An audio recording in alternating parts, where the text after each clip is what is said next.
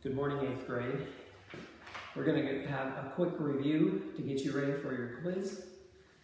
This would be quiz 1 in book 810.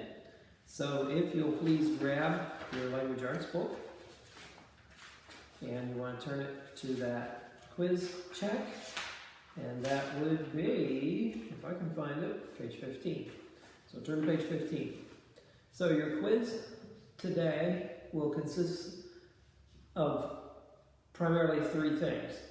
So number 1, you need to know about indefinite pronouns, and you've reviewed that pretty extensively. Indefinite pronouns, you need to know which ones are singular always, which ones are plural always, and which can be either. And yes, you do need to know, you'll be given the list of words and you need to know which group they belong in. So indefinite pronouns, which one? And so go back 2 pages, you did it twice. And so first of all, you did a lesson 2 on page 7. You had to do the list, and I thought you had it one of the, yes, on page 3. So page 3 and page 7, you had to do it twice in these 4 lessons. So make sure you get it there. Then if you go to page 10, go to page 10 and just want to review choosing the correct verb to go with these indefinite pronouns. So first of all, you need to make sure you can do the list. And then on page 10, the very top one, number 15 and 16. You're supposed to choose was or were everyone on the ship rescued, and then number 16, has or had any of the persons who helped replace the roof returned to visit the widow. Okay, so on the first one, the subject is everyone. So you know all the ones in the bodies, either neithers and ones in bodies, are always singular, so you need to choose was.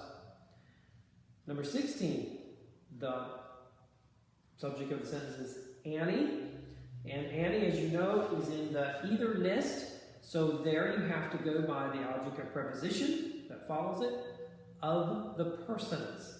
And persons is plural, so we choose have. So make sure you review that. You'll have some of that on your quiz. Next we have participles, and let's go to page 2.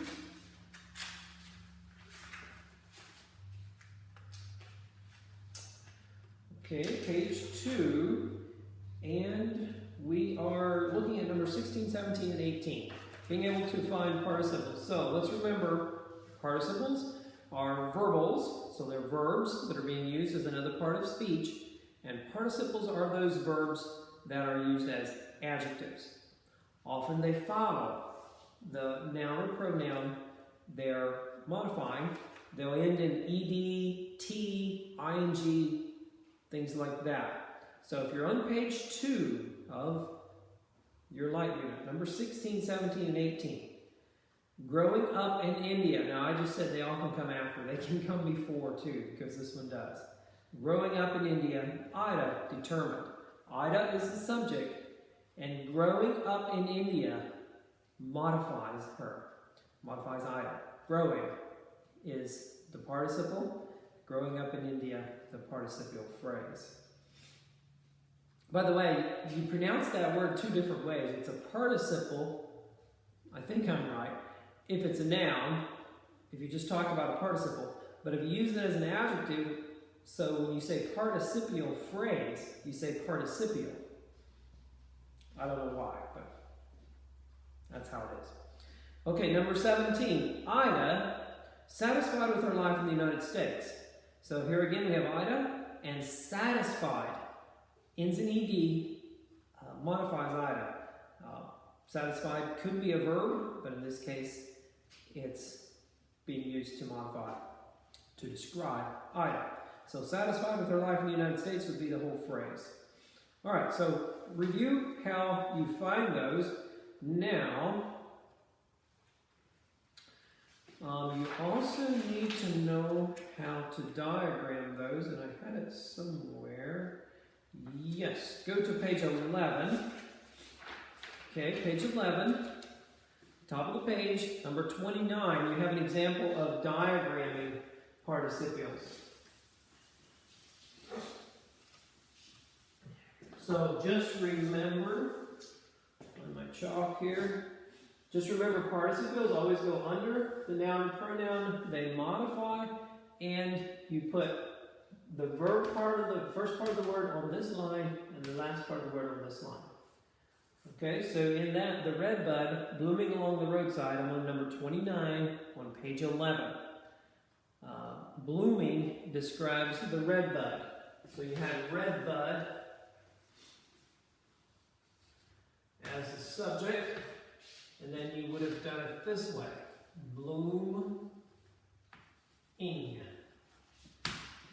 Got it. And so, and then if there are other words, so in this case there's actually a prepositional phrase that went under blooming. So, yes, that's how that works. And so on your quiz, you're going to have 2 diagrams to do. Both of those diagrams are going to have participles in them. So don't miss them. Make sure you find the participle in both diagrams and you do it this way. Okay, lastly, the part that you're going to do on that you'll have on your quiz has to do with active and passive voice. And you covered that very extensively in lessons 1 and 2, I believe. Active and passive voice is lesson 1. And no, it's just lesson 1. So, just remember, we're always talking about action verbs when we're talking active and passive voice. Active is subject is the doer, and then usually you have a direct object as the receiver. Okay, passive, we have subject as the receiver of the action.